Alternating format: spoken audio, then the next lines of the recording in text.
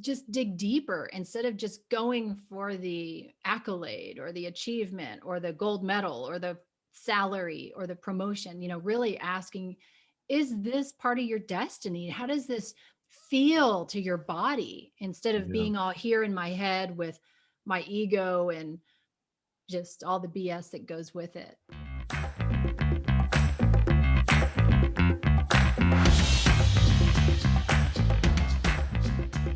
Hey, it's Dr. V. Welcome back to another episode of the Thrive State podcast. If you've been enjoying our content so far, I would love if you hit subscribe, share this with your friends, and leave us a 5-star review. It will really help boost the message of this podcast around the world. With me today is a very special guest and friend, Jolynn Swafford. Jolynn is a master coach, spiritual influencer, and online business and PR expert. She is also the founder of Beyond Brave Company. 7 years ago, Jolynn overcame addiction, jail, and job loss and started the journey of turning her mess into her message. She cut the cord to a massively successful 22-year corporate career in 2016. Within 12 months, she created a multiple 6-figure coaching business from home while raising 4 kids and homeschooling 2 of them. She finally found her God-given path with helping the world experience more joy by going beyond brave.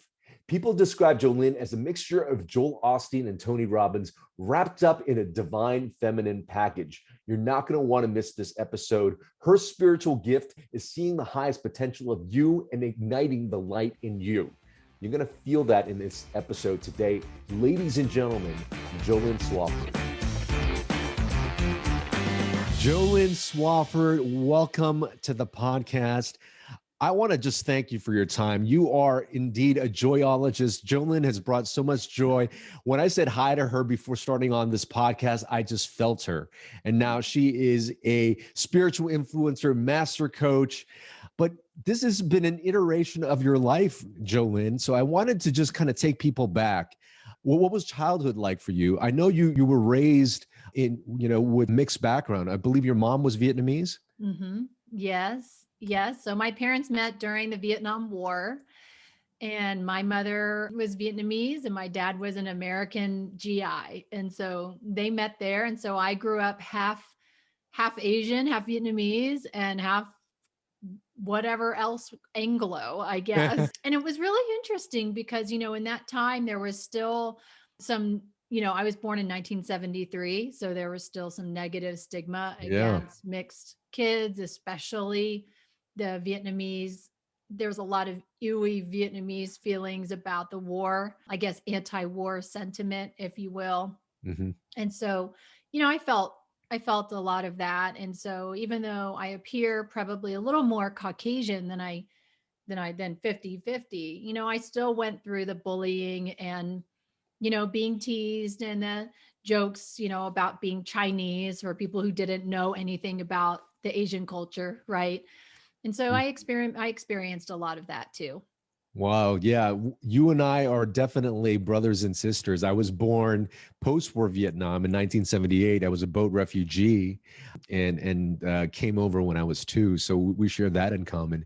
Growing up, you got all the teasing. Would you say that you try to, and because you look more Caucasian, did you try to identify yourself more as Caucasian and try to hide that part of yourself growing up? That's a really good question. I've never been asked. No, I don't remember really trying to be any more white or any more Asian than I was. I was just me. As a matter of fact, sometimes I would there's one story I like to tell about how these kids were making fun of me for Yeah. being Asian. And so like on the school playground, and I just got so fed up with it one day that I was like, if these guys are ignorant enough to actually think I'm Chinese, then they must be ignorant enough to think I could kick their butt with karate. And so I was just like, and I like making all my moves and they ran away. And so I was like, okay, that worked for me. But that was normally, yeah, no, I don't remember feeling like I needed to be more of one or the other. I see. We're going to go into your life a little bit. I was reading through your website. You've gone through so much career changes, and certainly you had mentioned overcoming addiction. Can you tell me what it was like? How do you think all that kind of came into play in your life? Wow. Well, I mean, I think the drinking started first from, I was traumatized by being assaulted in high school. Yeah. So I was raped and assaulted by other older high school kids. And, now that at the time I didn't realize, but that's really when I started drinking, Hmm. was after that. Now, when I look back in hindsight, kind of fast forward, the drinking actually escalated when a personal trainer told me to quit drinking wine and beer when I was trying to lose weight and instead drink vodka. And Wow. that's actually when I went from being a casual social drinker to an alcoholic. Like that Hmm. was like the turning point where there's something about that vodka that was just insatiable. Like I just Hmm. couldn't get enough of it. I'm sure as a doctor, like different alcohols can affect different parts of the brain in different ways. And Yeah. so for me, it was very much like an opiate addiction. Hmm. Like, and so it just escalated and escalated. Before I knew it, I was drinking a whole 750 milliliter bottle of Hmm. vodka a night. And I was sick. I got sick. I started suffering, severe vomiting of all different varieties of green color. I started putting on a lot of water weight, and I was not well emotionally because I was like this, just in bondage by Hmm. this drug. I How guess long I of was how saved. long were you suffering from that? I mean, you mentioned since starting in high school, then, huh? Yeah. I was in bondage to alcohol since I was 14 years old. Amazing. And would you Yeah. say the root cause of that was maybe just didn't necessarily have an outlet for the stress at the time?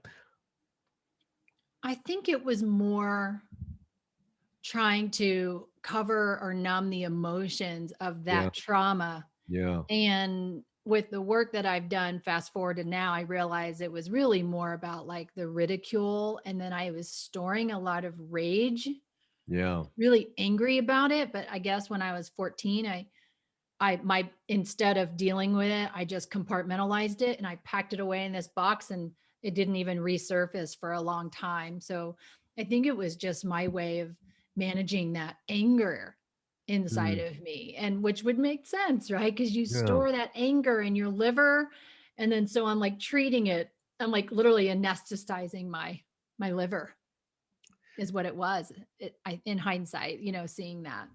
So tell me from that age of 14, you know, how things developed emotionally, kind of packing away all that stuff. Who did you become to be? And what was that aha moment that made you go, all right, life in this direction is not something I desire anymore? Because obviously you've made so much transformation for yourself and so much transformation for other people too, that I'd like for people to be able to see what your aha moment.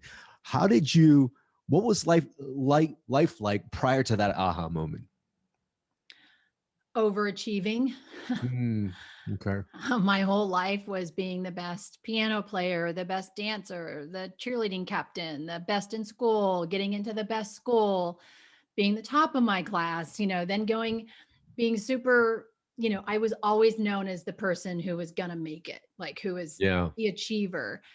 And then I think the breaking point, and then actually, I was, I had 2 points, I had two opportunities. One where I lost my job early on because I worked for a company and they didn't I got pregnant and I couldn't travel anymore, and so they let me go. Yeah. That was an opportunity for me to go, wow, that was working for me, but I didn't Yeah. see it. Instead, I was like, I can't believe I got let go from this company. I'm going to go now work for their competition and go over there. And so all I did was just go right back to where I shouldn't have gone. And then I went back to that for another 10 years. And then I had a falling out, a big issue with my CEO of the company. And I lost my job during the 2008 recession. Mm, And I think that was the time where I said, that was the moment where I decided that I was not going to leave my life at mercy to a corporation anymore. That wasn't working for me. But it still, that was the lowest part of my life. So, then I kind of worked my way up from there. And how do you get from that point where you are overachiever, you go into these companies wanting to succeed in that company, now being let go? And, I have had a very similar situation at the first hospital I worked at, but how do you pick yourself up from that situation? Man, I mean, that's a really good question, because it was like, it took me years to get my dignity back, Yeah.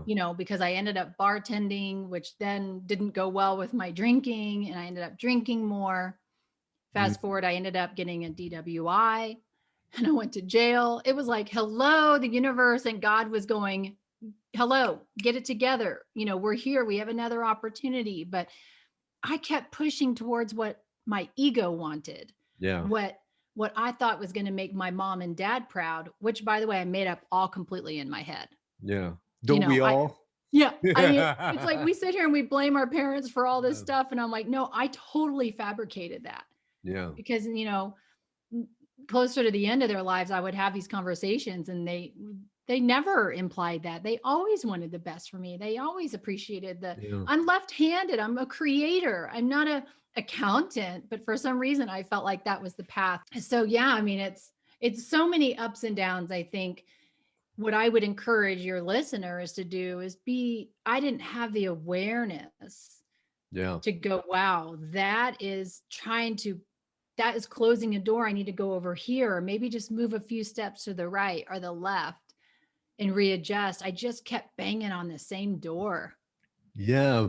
And and the thing is, what do you make of those type of struggles? Because I almost feel like it's those struggles that are the gift that and if we could look back and just kind of laugh at it and recognize that there's another door just maybe slightly to the right or slightly to the left, like you were mentioning, what would you say to that person now getting those knocks on the door and hitting the door?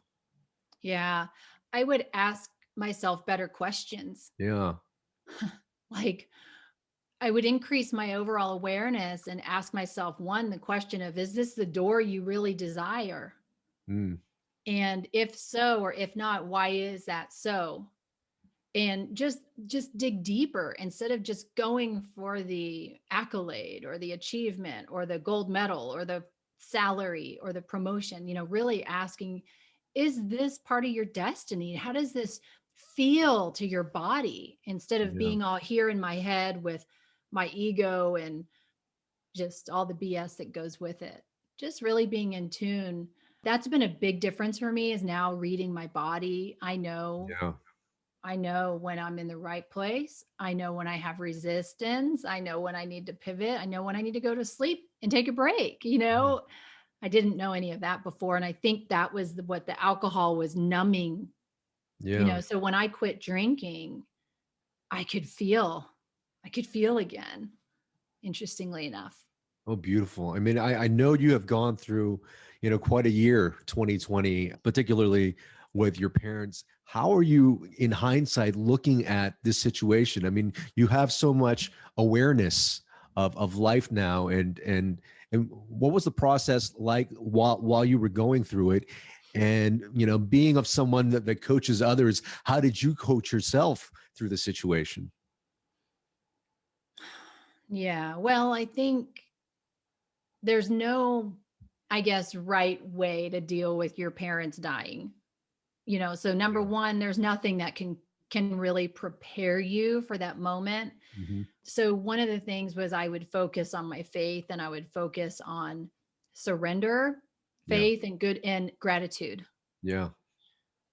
because anything outside of that made me feel bad, made me feel worse. And so with my dad passing away unexpectedly, it was a lot of surrendering to God's will and saying, I have knowing what I can control and cannot control, and being okay that the creator of the universe was in control, and letting that play out. Yeah. So it really was a test of my faith and my trust in my creator. And then with my mom, I spent 30 days to the exactly 30 days taking care of Mm. her. Yeah. And with her, it was really hard because I was her caregiver. I was the one giving her her morphine in her last moments. And it was a 24/7 job. And I was by myself. Hmm. And what I noticed is there was a lot of dark energy that would come tell me, you're all alone. And that's why I stopped myself when I almost said I'm all alone, because there Mm. was this energy that kept saying, you have no one, you're all alone in this, because I was physically alone, just Yeah. me and my mom. But I had to really remember I was never alone, that I had your spirit praying for me and with me. I had my husband's spirit, even though it was 1,500 miles away, here, and my kids were with me and God was with me. And so, because the dark energy, wants you to think you're alone. And Yeah. there was no way I was going to be able to create that abundance of love that I needed to give my mother in that moment if I was focused on my loneliness. And so the thing that got me through it was, even in the hardest moments, because sometimes my mom would really frustrate me because she had a neurological brain disease. Yeah. And so she would repeat herself every 3 minutes or 2 minutes. And I would get really frustrated, but I would always just ask, how can I show her God's love right now? And then that just put me aside, just like my needs no longer existed. And like now looking back, I'm grateful for the experience to have been completely emptied out of my own needs. It's an extraordinary feeling. I can see why doctors do what they do, because you can't go in thinking about yourself. You're thinking Right. about your patient's well-being. And I can see where it just brought so much meaning to my life. That was an amazing skill to have, to be able to go, have your mind wander to places and be able to check back in, to have the awareness of being able to be present and show up with intention. Is there a way that you're able to tap into that when you find your mind wandering, with dark energy and thoughts? Mhm. I always turn it to, how can I help somebody else? Mm. That is, it Yep. seems so cliche to me, especially, you and I Yep. traveling the world with Tony Robbins, and but when you finally really get it, it's the answer to everything. The secret to living is giving. Serving others is the secret to fulfillment. And so whenever I start to worry or I get anxious, whether it be about my well-being or my business or finances or anything, I realize that that's just the ego pulling me back. And Yes. from the ego, there's nothing I can do. There's no Yeah. way I could show up and, Yeah. and just love you through a camera right now if I was Yeah. worried about, if I was focused on me, right? Hmm. Right. And so that's this, for me, that's a solution, is what can I do to make my mark on the world, to make the world a better place, to help someone who nobody even sees. Right. Scientifically, people are demonstrating now that we've got something in our brains called the default mode network, and that takes our pains, our past experiences, our traumas, and it's used to keep us safe. But it's a primitive part of our brain that keeps us safe.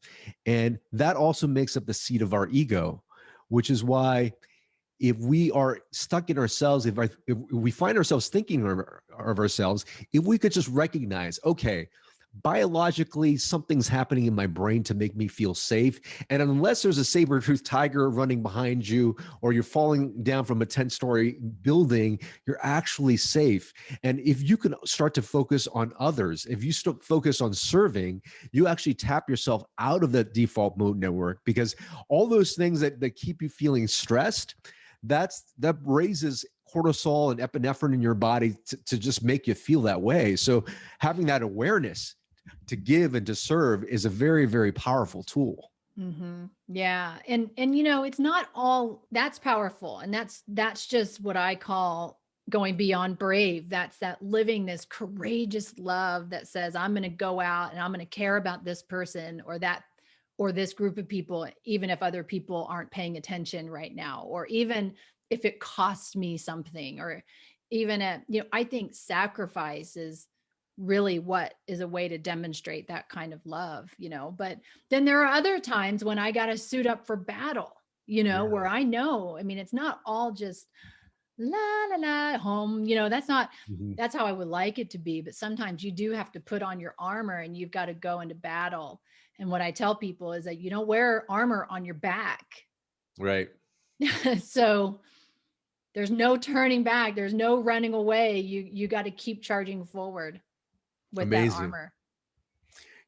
So you've really pivoted your life, sharing your life experiences, turning your mess into your message. And I know you're helping so many people, women in particular, really kind of find a new direction in life. So I have my own definition of what purpose is and finding your why is, but do you have a process as to how some people find their why? I mean, it is so it's so overplayed in social media. Yes. Purpose is the thing to do. And I find so many of my clients coming to me sometimes like, how do I find my purpose? And they're stressed out about that. So take us through a process that you might share with your clients in terms of how they can find their why. Yeah, well, what's really interesting is I just use words like find your why and your purpose because I know that that's what the ego wants to hear. Yeah. And that's the only way to get someone to pay attention to you. Mm, But usually, so it's the old give them what they want, but then give them what they really need. yeah. And usually, the finding your why is so simple. It's just like, don't overcomplicate it, people. It's what would you do if you had unlimited resources, unlimited time, unlimited talent, unlimited money, and unlimited connections? That's it. Now go figure that out. And you all know what that is. It's just that then the limiting beliefs come in and say, but you can't, and you can't, and this is why, and you're not enough. And because you're not enough, you're not going to be loved, and you need to be everything to everyone, and you can't do that, and you don't have the skill. So mm, it's like people come to me and they go, I want to know my why. I want to know my purpose. But what they really want is to overcome the limiting beliefs that are yeah. keeping them from becoming any freaking thing that they want to whenever they decide they want to. Right. That's amazing. So Yeah. that's kind of the journey when people, come to me. They're always like, whoa, like they think they want to start a business and make 10 or 20 or 50K in 1 month. But then they go, whoa, I realize I need to put on the brakes. Yeah. I haven't even gone inside yet to figure out, is this even where I'm supposed to be? That's beautiful because so many people have that desire, or coming from that place of, I would say, emotional unsteadiness and needs for something to be fulfilled, wanting that big desired outcome when really it's finding peace and realignment within and finding their true authentic selves again. Yes. Yeah, absolutely. And that's what I learned with, the passing of my mom was that the real joy is not needing to be anywhere or Yeah. have anything than where you currently are in a Yeah. present second or millisecond of where we are. That's really what that's really what we all want, is to just be happy with where we are right now. So That that's why we're always seeking this change, this miracle kind of like life shifting, whether it be some people it's a house, some people it's a nice car, some people it's a relationship. Why not just be still and be okay with that stillness? yeah. How do you think? What would you say people's first step would be? I recognize that some people who've transformed the quickest are the ones that have gone through, a very, very horrific life event, or something has to happen. But for people who that's not the case, and they're just kind of doing the status quo thing, it could be a while before they can recognize, oh, I can shift and I can change things. How do you suppose we reach those people that might not have to like lose a limb or lose a family member, or get some disease to start to wake up? Yeah. Well, I think if you haven't had a disease or a tragic loss or a loss of anything else, then you should consider yourself very fortunate. Yeah. At the same time, it's if you've had this is going to not people are not going to like what I have to say, but Mm, the truth is if you've had a quite uneventful, neutralized life, then you aren't probably close enough to your God calling. yeah. Because it's when you start making a difference in the world, when you start serving other people, because you're right, like when you're neutral and you're quote kind of indifferent and your life is Mhm. pretty chill, you're exactly where dark energy wants you. Not doing bad, not doing great. You're just kind of there like a warm body. I say you need to go start thinking about how am I going to elevate my presence on the planet so that I do get spiritually attacked. Like when I get a Yeah. spiritual attack, I'm like, suit on my armor, bring it on. Bring it Amazing. on. That means I'm going somewhere that darkness doesn't want me to go. That means Mhm. my light is shining so bright that someone's trying to put a lampshade over my head, right? And I'm like, bring it on. So I think the wake up call is you need to look at your life and write your obituary That's and such a say, powerful how do I want exercise, to huh? be remembered? Yeah. Right? What is my eulogy going to say? Is it going to say, they lived a really normal life. They played golf every Sunday. They went to church every blah, blah, blah. They went to all their kids' games. Or do you want this person had, like my father, he prayed for 300 people every morning. He Yeah. volunteered at the veterans foreign, affairs. He volunteered at the VA hospital. He was the chaplain for his Harley motorcycle group. Like it was pretty amazing to see that kind of legacy that he left behind. So you don't have to go change the world like through a business but there are things that you can do to level up and get out of yourself. And what a great exercise. I believe Brian Tracy introduced that eulogy exercise where you envision yourself walking into your own funeral and then asking, what would your friends say about you? What would a service organization say about you? How do you want to be remembered? So that's so important to help us focus our intentions as to how we live day to day. Yes, yes. And I would also add to all of that, one of the biggest shifts for me was in my darkest phases of alcoholism. I experienced several years of atheism Yeah. where I was completely indifferent. I thought I was running the show. There was nothing bigger than me. No universe, no Buddha, no Allah, no Jesus, no nothing. Like I was the God. And the moment I remember I went to my first Tony Robbins seminar and I was raised Christian. So like I was raised with a Bible, but I was under a spiritual attack, right? Yeah. So there was something pushing me into thinking I was in control of everything. I went to Tony Robbins in 2017 and Tony kept saying, your creator, be grateful to your creator, and if you don't believe in something bigger than you, then you should, and all this stuff. And I realized in that moment after 4 or 5 days of that, I was like, man, I miss my creator. I miss having something bigger than me to just give it all to just Yes. throw my hands up in the air. And it was exhausting thinking that there wasn't something bigger than me. Yeah. And so my recommendation is I don't really care what religion you choose or what spiritual practice you choose. If you want to worship the moon or the star, I really could care less, but you better start recognizing the universe is bigger than you.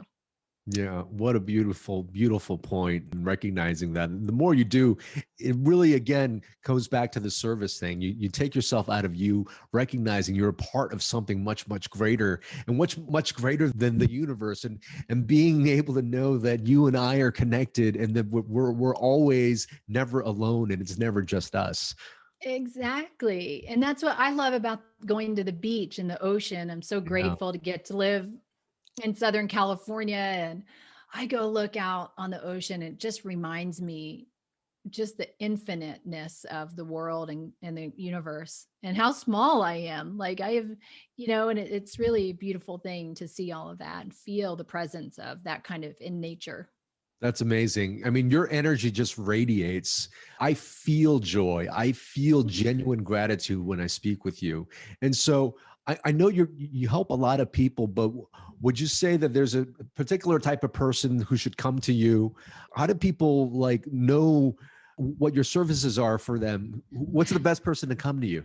I know that's a really good question. Somebody asked me that this morning, and I was like, people just come to me organically. They find me through podcasts and other friends or other clients, and they follow me on social media. And that's usually how people find me. They follow me on Facebook, and everything is under Jolynn Swafford. So if you just Google it or go to all the social media outlets, and I really just put a message out there that is on my heart that I know at least one person needs Yeah.